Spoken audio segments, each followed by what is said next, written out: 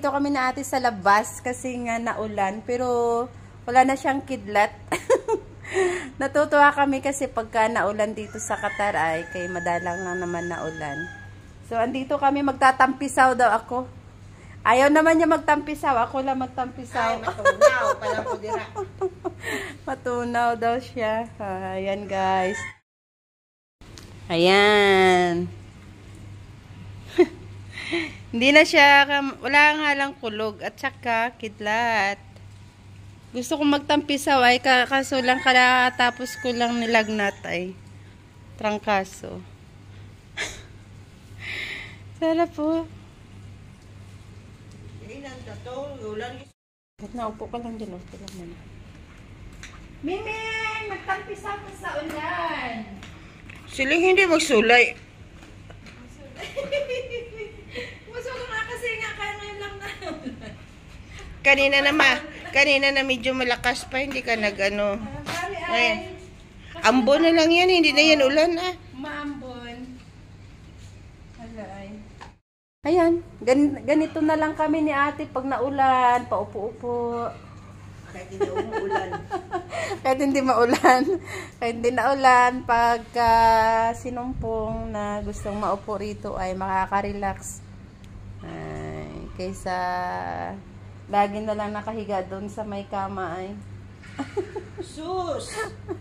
So, si ate pag wala ako, yung pusa niya, kausap niya. Ayan o. Ito ni Baba na na pusa ay. Ay, nako. Ayan. Lumakas na. Hala! Ayan. Tingnan nyo. Madalang lang tong naulan sa Qatar na ganito kalakas ay. Nako, baha na naman yan sa mga ano. Babaha na naman yan dyan sa mga underground, underpass. Ito lang gusto ko, yung walang ano.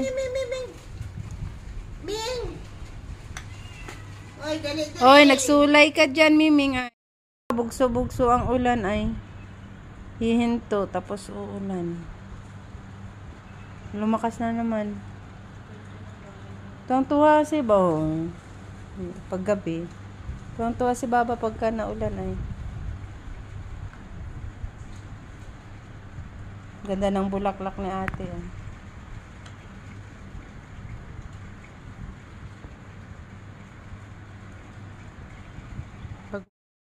Ay, kasarap kabuhay ni Hermelia.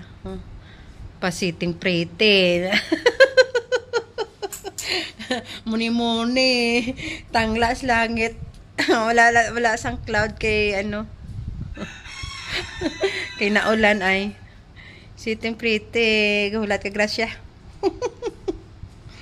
Ano naman, kita kayo ba ito? Brahon. Ay. Paako, gusto ko ganyan matulog, pero hindi ako makatulog. Hindi ako makatulog kasi nihintay ko na, kasi sabi niya, tatawa lang daw siya pagkakain na. Kailan tatawag? Pag masarap na yung tulog mo. Gigirahin mo na naman. Makasala naman ka. Ganda pala dyan tingnan, no? Yung kaharap mo yung halaman mo ay. No? Dito na ako palagi nagtatampay pa. Ganda eh. Lalo na pag nag-i-emote ako na. Ay, emotira pala ito eh.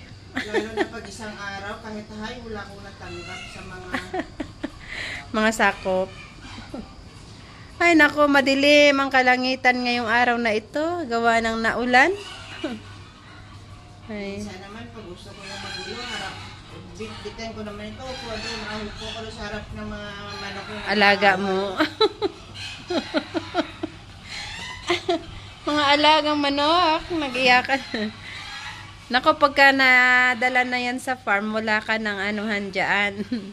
Wala ka ng bantayan.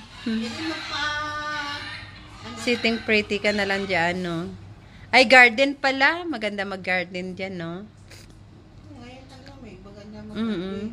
Pag nagtag-init naman, yun lang, pagka tag-init na ay. pag nagtag-init na. Ayan guys, pumasok na kami ni ate kasi nga tapos na, hindi na naulan.